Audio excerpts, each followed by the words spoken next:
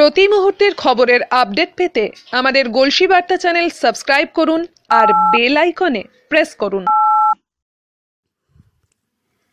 সমবায় সমিতিতে সহায়ক মূল্যে ধান দিয়েও সঠিক সময়ে টাকা পেল না এলাকার চাষিরা। ঘটনা পূর্ব বর্ধমান জেলার গলসি ১ নম্বর ব্লকের গলিগ্রাম সমবায় সমিতির।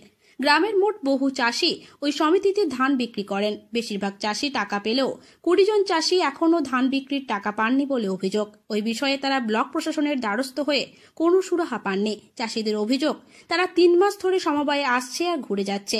টাকা না পেয়ে এদিন সকালে তারা সমবায় সমিতিতে জড়ো হয়ে ক্ষোভ উগরে দেন।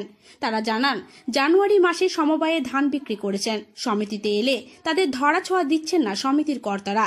তারা জানায়, মোট ২০ জন চাষি সরকারি সহায়ক মূল্যে আনুমানিক ৮০০ বস্তা ধান বিক্রি করেছিলেন ৫ ও ৬ জানুয়ারি, যার আনুমানিক মূল্য ৮,৪০,০০০ টাকা।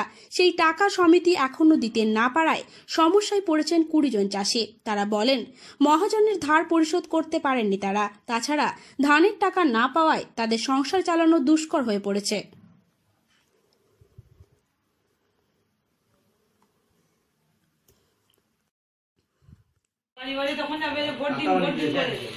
এখন টাকা মানে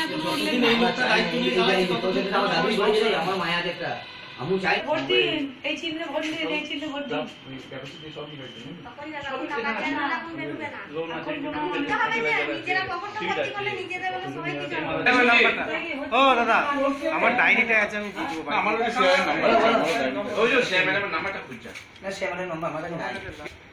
বই আনতে হবে, সই করতে হবে, নাহলে আমি টাকাটা পাবো না।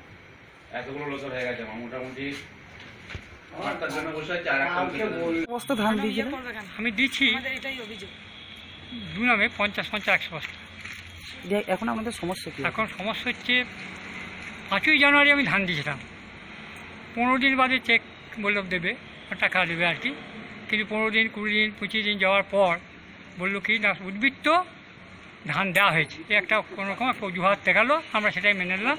তারপর বললো ফেব্রুয়ারি 7 তারিখের মধ্যে দেওয়া হবে, সেই পর্যন্ত এলাম। এরপর দেখলাম যে আর থাকা চলে না, তখন আমরা বুধে ম্যাডামের কাছে গেলাম।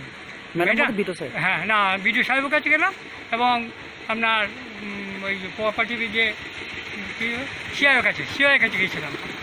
যাওয়ার পর তিনি কিন্তু আমাদেরকে পথ ধরালো, বললো আমাদের কাছে ছিল 20-25 আগে হলো পার করা যেত, কিন্তু এখন কোনো উপায় দেখছেন, তবে দেখি অফিসিয়ালি যদি কিছু করতে পারি। তবে আমি বলছি যে বর্ধমানে 2 জায়গায় দরখাস্ত জমা দেন, তার কাছেও আমি নিয়ে এসেছি এই মানে। কিন্তু আপনারা হচ্ছে জানুয়ারি, ফেব্রুয়ারি, মার্চ, এই 3 মাস পেরিয়ে গেল, এটা তো আমাদের চরম সমস্যা। হ্যাঁ, সমস্যা মানে এরা কি বলেছিল, এরা বলছিল দিন 15 বাদে পাবে, আবার 20 দিন বাদে পাবে, ওদের অপেক্ষায় ছিলাম। কিন্তু এখন ওরা হাত তুলে দিচ্ছে, মানে কেউ কিছু জানে না।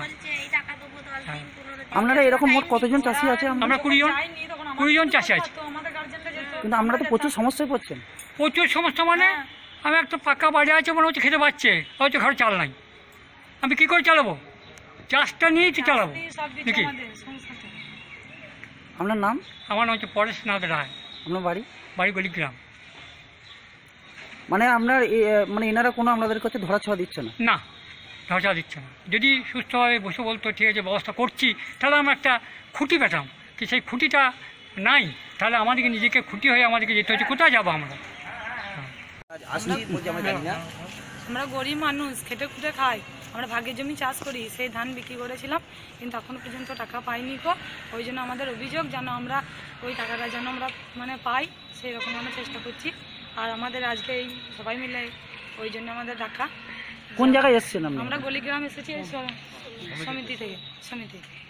ধান কোথায় দিয়েছিলেন? ধান দিয়েছিলাম সমিতিতে।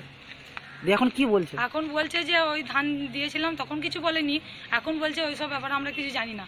কিন্তু আগে যদি জানতাম যে এইসব কথা আলোচনা করতো, তাহলে আমরা তো ধানটা দিতাম না, আমরা বাড়িতেই রেখে দিতাম। কিন্তু তখন কিছু বলেনি, এখন ধান নিয়ে যাওয়ার পর এখন বলছে, তাহলে আমরা এখন ঘরে বাচ্চা দিয়ে ছেলে বলে নিয়ে খাবো? ভাগে জমি চাষ করেছিলাম। হ্যাঁ, তাহলে আমরা যার জমি সে তো ধানের জন্য। হ্যাঁ অবশ্যই, এখনো গাড়ি ভাড়ার টাকা পাবে, মুনিশের টাকা পাবে, ওগুলো কোথা থেকে মিটবো আমরা? আমরা এখন চাইছেন কি? আমরা চাইছি যেন আমাদের ওই টাকাটা, ধান বেচার টাকাটা যেন আমরা পেয়ে যাই। আপনার নাম? আমার নাম রাজেশ্বরী বাগদি। আপনি কত বস্তা ধান দিয়েছিলেন? আমি দিয়েছিলাম ওই 20-25 বস্তা, মানে আমার ছোটো মামা আছে ওর মধ্যে, মানে প্রায় 50, ও ছোটো মামার 50 বস্তা, আর আমার 20 মানে 75 বস্তা আপনার ধান নাম? আছে। আমার নাম রাজেশ্বরী বাগদি, আমার স্বামীর নাম খোকন বাগদি। আপনার বাড়ি? আমার বাড়ি গলিগ্রামে।